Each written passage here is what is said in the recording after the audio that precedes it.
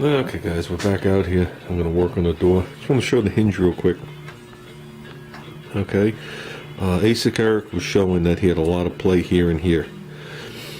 If you tap these bushings in, these tabs will bend down and up, and that will cause play here. Will it affect the performance of the door? No. Will it make it harder to adjust? Yes, because every time you move the hinge and let go, the door settles back down on it. Basically what you have to do is just either put them in a vise and grab them or tap them back. There is an easy way, and no, I did not cut that notch. I noticed that notch in the video. It almost looks like it's for that, but we're nowhere near it. There is an easy way to rebush these things, but it does require a jig, and it does require a drill press. Basically what people do is they take a piece of plate and then a piece of plate and they weld it and they mount the hinge to it.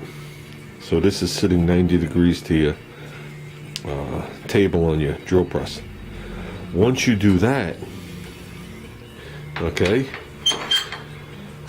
you take out your bushings, you get a drill bit that just fits inside your bushing holes. Okay, and you use that as a guide and you come down, and that's how you do all your final like tweaking and adjusting. Okay, and after you get the drill bit that just goes through without it turning through both holes, you're exactly lined up with your drill press. You're sitting at 90 degrees. Then your new bushings that you get will be bigger on the outside. Then you just change the bit and you drill them. You press in the new bushings with the slightly fatter pin, and you have brand new hinges again. So it is pretty much that simple. It just takes a little bit of time to make the jig. Well, with all that said, let's get back on this. Okay, I laid this here. I marked it to the full width, but there's no reason to make this patch this wide, at least not in the beginning. So we're going to cut the lower part of the line. I'm going to cut around this edge, and I'm going to cut straight down. Okay, because there's nothing wrong with this metal. So as for now, this is what we're starting with. And then get rid of all this crap.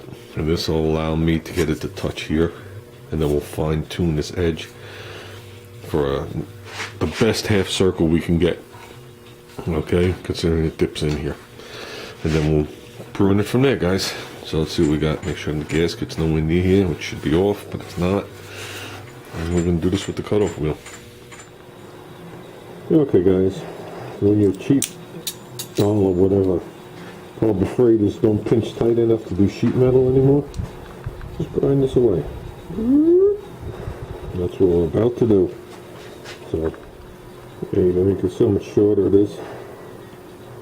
Now it pinches it without a problem. Okay, good to go, guys. Okay, guys. I did 3 of my 4 clamps because I needed 3 or 4. They would pinch 2 pieces of metal, but they wouldn't pinch the thickness of metal anymore. So I guess they're bending. But you can see I still got plenty of bend left in them. Oh, and for anybody that doesn't follow my Facebook, if you guys heard me mention about a month ago that I was working on that test for Toyota, I had like 15 hours into it. I got 100. Yeah. Okay, I don't gotta take that for 2 more years. Okay, with that said, I'm gonna go on the bottom and we're gonna trace this. Let's see what we got. I haven't looked under there yet. So close it is. Got a little dingly here. Well, this lip is on top of that lip. That's why this is raised up. That's why I'm pinching it from all the way over here and not over here. I don't want to distort it.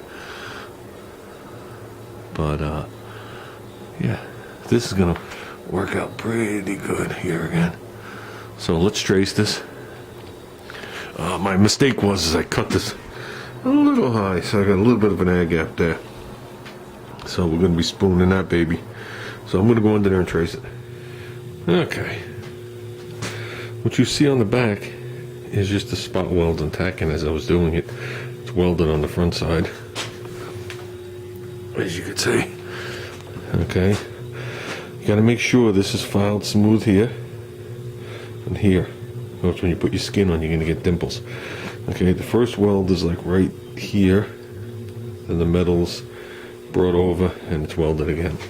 So right now, I went in the door as far as I could reach at this area. Went in there with my 120 sandpaper, sanded all that down to the best of my ability, etched everything.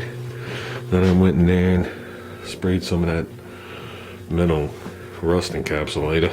Yeah, good luck with that. I'm going to let this sit for a while as I work on the patch.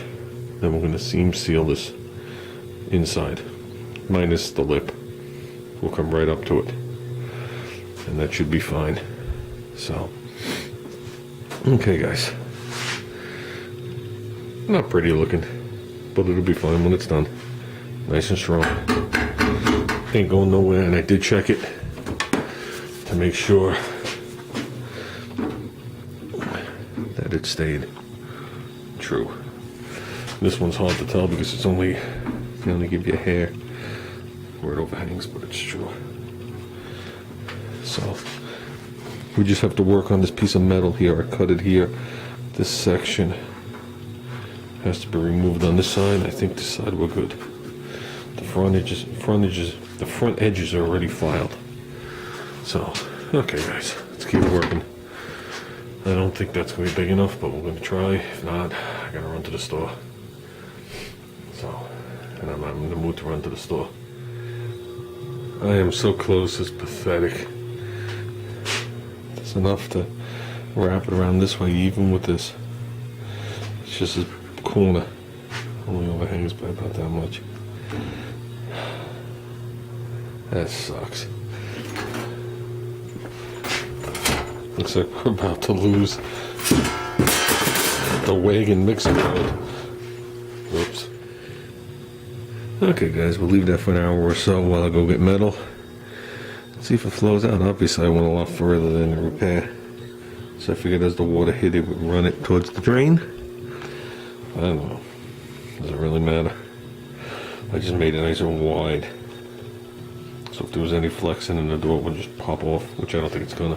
It's welded in 2 spots. There should be no flex. So, and obviously I didn't do it on the lip. So I think we're gonna be good. Okay guys, that other stuff is slowly drying and it'll lose its sheen when it's dry. See if this looks nice when it's done.